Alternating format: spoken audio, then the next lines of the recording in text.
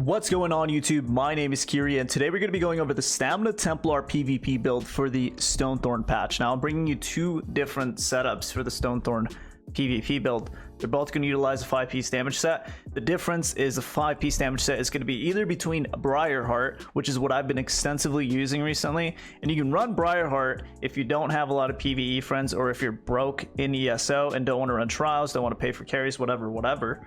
Briarheart is a very good alternative, and that's what I've been running. Or you can choose to front bar Yonder's Might instead of Briarheart, which will allow you to back bar Master Sword and Board on your back bar. Whichever setup you choose to go with, know that this medium armor setup can not only work on Stamina Templar, but really any medium armor stamina class. So this setup is going to revolve around having really high mobility. This setup is going to give you high magicka recovery, high stamina recovery, so you're able to fling around with major expedition, and you're able to purify, and you're able to roll dodge, and then whenever your Briarheart procs, you're able to do big damage and get out whenever you want to. Now, I don't want to take any more of your precious time, but if you haven't hit that subscribe button already, make sure to hit that subscribe button and follow me on Twitch. It'll be in the description. Without further ado, let's go ahead and get into the build video. We're going to show some footage and then get into the details.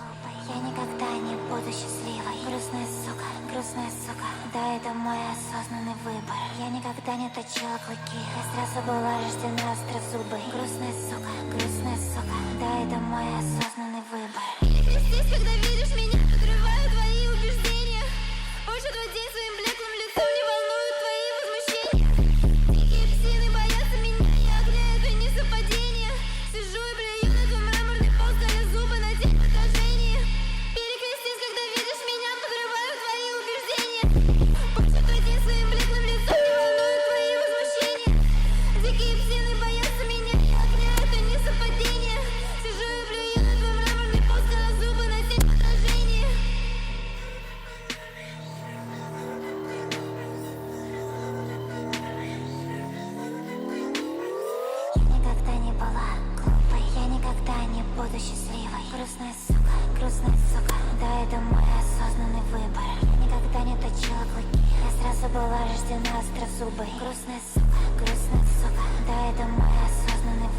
Я никогда не была глупой, я никогда не буду счастливой.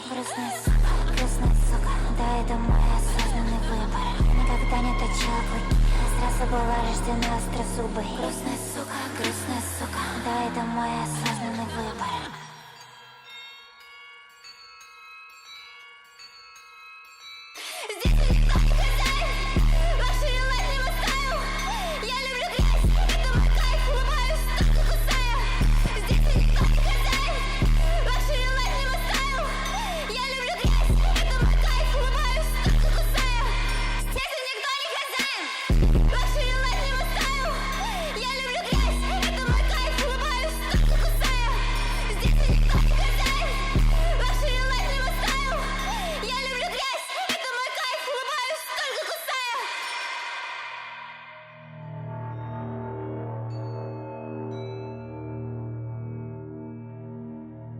Перекрестись, когда видишь меня, подрываю твои убеждения. Порчу твой день своим блеклым лицом. Alright, so let's get started. With attribute points, we have all 64 points into stamina. We're using the Warrior Monostone, and we have Artaeum Takeaway Broth. You can use Dubious if you'd like to as well. Now for the race, we are a Nord, and we've chosen Nord primarily for the damage mitigation that it gives us. We're not running any damage mitigation sets, so therefore our survivability and damage mit is going to come from our race. Now you can make other races work as well, such as Orc and Wood Elf, etc, but you might have to implement more damage mitigation. One way you can do that is just by running Bloodspawn instead of Balorgs in this setup. Anyway, let's go ahead and get into our stats here. We're looking at 43% crit with jabs up. This is going to go down to 33 without jabs. 12k magicka, plenty of magicka.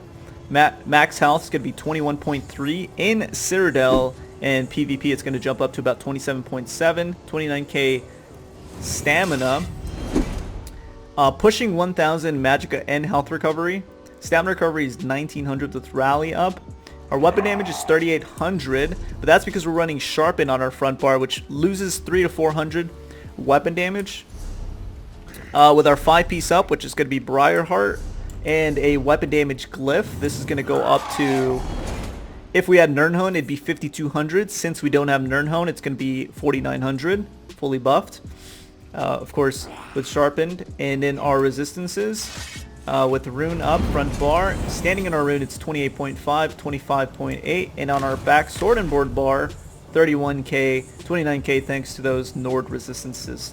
And of course, crit resist pushing over the 3000. Let's go ahead and get into our sets. Our 2-piece Undaunted set is going to be Balorgs. Balorgs and Slime Crawl are very, very close. You can choose whichever one you want. I like to go into Imperial City a lot, and killing Daedra gives you ultimate due to Fighters Guild passives.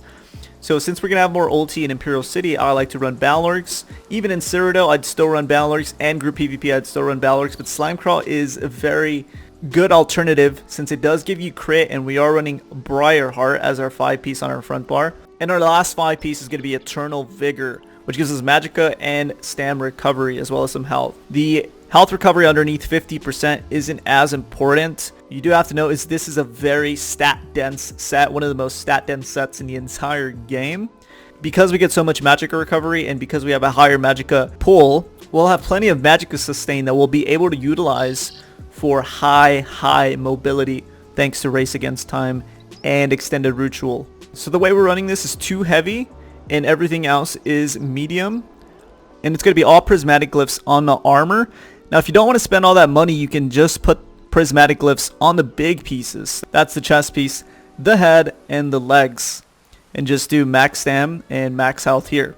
And you can buy all of these sets with the exception of Balorgs from guild traders. So you don't have to go into a dungeon or a trial to farm it. Now if you do delve into PvE, you can replace Briarheart with Yonder's Might, which is going to be our other 5-piece alternative. And you want the perfected version. If you can't get the perfected version, then just stay with Briarheart, because the perfected version gives you 1487 more pen, which is another line of damage basically. Really kind of pushing it really close and maybe a little bit higher than Briarheart. And if you decide to run Yonders, then you can backbar Master Sword and Board, which will give you more damage mitigation and some healing. Now it's going to be all impen on the body and 1 reinforced on the heavy chest. And preferably all infused, but if you have purple rings like I do here, then go robust. Infused purple isn't really worth it. It's not bad, but infused is really worth it if you have gold. So purple jewelry will be robust if you have purple jewelry. And if you have gold jewelry, then go infused. For the weapons, now we're double barring both sets, so it doesn't matter which weapons you have or which goes where, as long as you're running 5 medium 2 heavy. We have sharpened 2-handed on our front bar with a weapon damage glyph. I've already explained sharpened. And on our back bar we have Nirnhoned, which will buff our vigor on both bars. And impen on sword and board with max stam for a little bit more damage. The poisons that we're using are drain health poisons. You can also use double dot poisons, which don't give you any healing. Now let's get into the skills here. We have biting jabs, javelin as our preferred CC. We're still using powder light. It's still hitting very hard and it's very cheap. So at range you can use powder light when you're closing the distance to an enemy, which will give you a chance to proc Briarheart for very, very cheap before you initiate. Rally, Executioner. Now I did play around with the other morph of Executioner, which is Reverse Slice. It has an AoE component but does a little bit less damage. Played around with it for maybe 2 weeks, and I ended up not liking it as much as Executioner. This was able to confirm the kills a lot easier. Now it is situational. If you're in a group setting of say 6 or more, then you'd want Reverse Slice. But if you're under that amount, or you're solo, or in a battleground, then Executioner is definitely the way to go. And our ultimate is going to be Dawnbreaker of Smiting. The Onslaught morph of the 2-handed ultimate is also very good. I think all ultimates are pretty close for Stamplar. There's no clear winner. You can also use Empowering Sweep if you'd like. I'm using Dawnbreaker as my offensive ultimate. Now let's go to the back bar here. Sword and Board will have Extended Ritual, Restoring Focus, pretty basic stuff. Ransack, which will give us an incredible amount of damage onto our target. And again, it's also very cheap, so you can potentially proc your Briarheart at the beginning of the fight for a very low cost, resolving vigor, and race against time. Now this is very important for you guys to get. Usually I would say if you don't have race against time or access to the Psijic skill line, go ahead and use shuffle. But I think race against time is almost necessary this patch, especially with this setup, because Stamina Templar just lacks the survivability that other classes have access to. So this will allow you the opportunity to use line of sight, to kite, to get out if you need to, which you need more so than any other patch right now. If you're in a group setting, you can get away with using shuffle or elude because the AoE damage mitigation is going to be more effective. But personally, I would still use race against time in a group environment and replace ransack with shuffle instead. Finally, for our ultimate, we're using spell wall. We usually use remembrance, but this ultimate is going to give you a huge window of opportunity to deal damage and kill your targets without needing to line of sight or a kite or any of those things. In addition to that, it doesn't hold you in place like remembrance, which means you can still take advantage of the high mobility that this setup has to offer. And finally, it also reflects projectiles. So whenever you pop a spell wall, your Balorgs will proc, and that's when you want to focus either the Mag Sorcerer, the Mag Nightblade, or the Bow Nightblade in the back without having to worry about taking too much damage, and they're most likely going to do a little bit of damage to themselves, which will soften them up. Now finally, let's go ahead and get into the champion points. I do have one extra point into the tower that I haven't used, and I would put it into Siphoner here, but since I do a little bit of dueling sometimes, Siphoner is banned, so I just keep it out there. And then when I go into normal PvP, I just throw it in there. So it's going to be 1 Siphoner, 29 Sprinter, you're going to do plenty of sprinting, 56 Warlord for CC breaking, 100 Mooncalf, and the reason why we have 777 here is for good luck. Well, actually, it's for the wind running passive, which you need at least 120 points into this CP tree, and it'll give you 2% more movement speed, and whenever you're sprinting, your Magicka recovery, which is already high, and your health recovery, which is already decently high, is increased by 10, which synergizes really well with medium armor because that gives you sprint speed, and it synergizes really well with Eternal Vigor, Race Against Time, Extended Ritual, and you're restoring focus, which gives you stamina back even when you're sprinting and your stamina recovery is cut off.